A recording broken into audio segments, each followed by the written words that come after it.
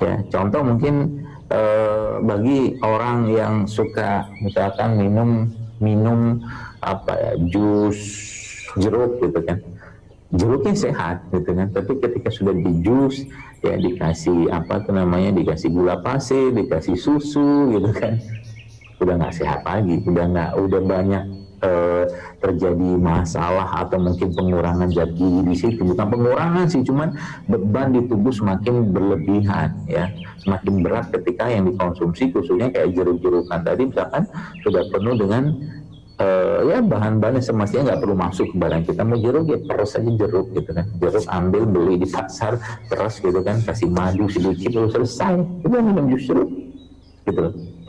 Tapi masalahnya kalau sudah lebih mengutamakan rasa gitu kan, ya sudahlah, akhirnya terjebak lagi ke hawa nafsu tadi ya, hawa nafsu. Dan seseorang itu akhirnya ya tadi hari-harinya itu penuh dengan apa ya, mikirnya itu makan apa lagi, makan ini itu segala macam. Padahal itu saya katakan di awal tadi bahwa sebenarnya nafsu kita itu ya nggak perlu, atau mungkin jiwa atau iman atau hati kita itu nggak perlu diribetkan dengan urusan makan gitu kan. Dan Nabi kita SAW sudah jelaskan atau mungkin memberikan contoh kepada kita. Nabi kalau ada makanan tanya kepada istri-istri beliau ketika beliau datang ke istri ini gitu kan, itu beliau sudah jelaskan bahwa kalau sampaikan kalau ada makan ya aku makan, kalau enggak aku berpuasa gitu aja, sederhana aja gitu ya. Makanya Nabi kita emang selama hidupnya emang tidak pernah kenyang gitu kan, Nabi makan secukupnya saja seperti itu. Jadi memasukkan, jadi teman-teman memasukkan itu ya masuk yang tadi saya jelaskan tadi adalah masukan yang halal dan thayyib. Nah, masalahnya adalah ketika kita berhadapan ya. Jadi misalkan gini, banyak sekali ya makanan-makanan yang ada pada saat ini itu yang membuat akhirnya apa ya, sel-sel tubuh kita itu ya elektron, saya jelaskan di awal kan, elektron kan berpasangan. Jadi elektron itu ya misal. Sadar tidak sadar Bapak sekalian ya, salah satu atau indikator lah tidak sehatnya wanita katakanlah muslimah di zaman sekarang ini, salah satunya adalah banyaknya dari mereka yang menstruasinya bermasalah ya, mulai dari nyeri yang berlebihan, waktunya yang memanjang, kemudian apa tuh namanya, sakit ya, atau mungkin jumlah yang berlebihan itu kan mens yang bermasalah kayak begitu ya. Dan ternyata ketika konsep-konsep sederhana yang saya jelaskan ini diterapkan, itu ternyata bisa reverse, bisa balik normal gitu kan. Dan itu bukan satu kasus, dua kasus, banyak sekali loh sekalian, banyak sekali ya. Kenapa bisa kayak begitu? Karena mereka sudah mengendalikan hawa nafsunya, mereka sudah mengendalikan apa yang masuk ke dalam tubuhnya, ke dalam mulutnya, ke dalam perutnya, dan mereka mengkonsumsi itu ya dalam rangka menjaga tubuhnya, bukan cuma sekedar mendapatkan rasa. Kalau selama ini kan banyak sekedar mendapatkan rasa.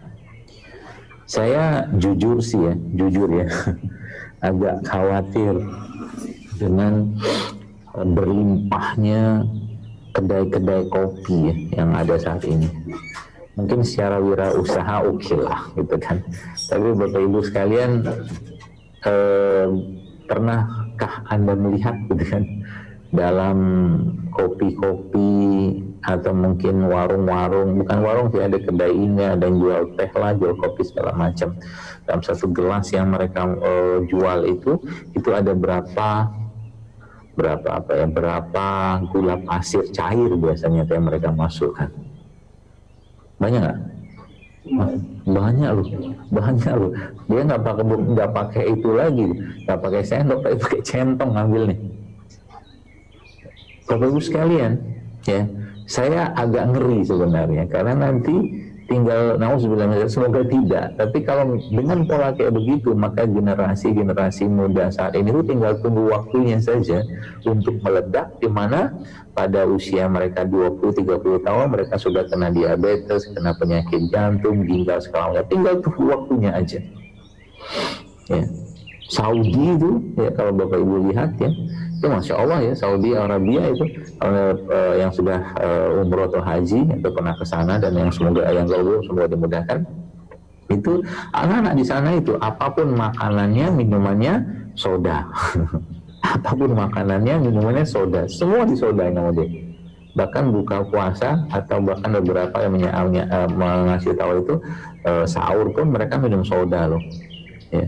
Subhanallah. Ya, jangan percaya ada satu tulisan yang pernah saya baca, kata rumah sakit di Saudi itu kosong gimana? Orang Saudi itu sudah banyak yang berpenyakitan, ya. Apakah mereka minum air zam-zam juga tiap hari? Belum tentu, ya. Karena zam-zam juga yang rumahnya jauh juga mereka nggak mau ribet juga gitu seperti itu, ya. Jadi bicara makanannya, bicara the good food, good life ini sebenarnya bukan bicara hal sederhana, tapi sesungguhnya kita sedang bicara peradaban gen atau peradaban generasi gen yang ya sooner or later gitu kan, cepat atau lambat ya, kalau kita nggak menyadari ini maka akan banyak terjadi kerusakan pada gen kita ya, yang sekarang itu kan sudah mulai kita banyak dapatkan anak-anak itu kan yang lahirnya tidak normal karena sebutnya kelainan kongenital ya, lahir nggak punya anus, lahir nggak punya usus ya, banyak sekali sekalian.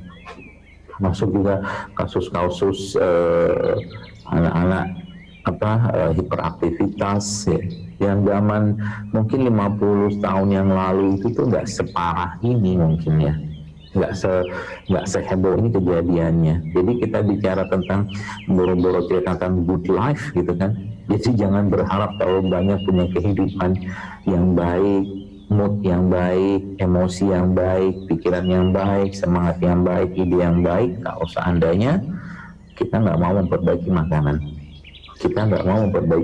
makanan, ya. Apalagi sudah makan ya nggak bertanggung jawab dengan apa yang dikonsumsi ya, seperti itu. Jadi di saat era seperti ini pun, saya tadi pagi barusan membaca sebuah sepertinya review jurnal atau apa saya lupa lah, itu kan, itu ternyata disebutkan di situ gitu kan, ternyata masalahnya itu bukan cuma sekedar lockdown saja.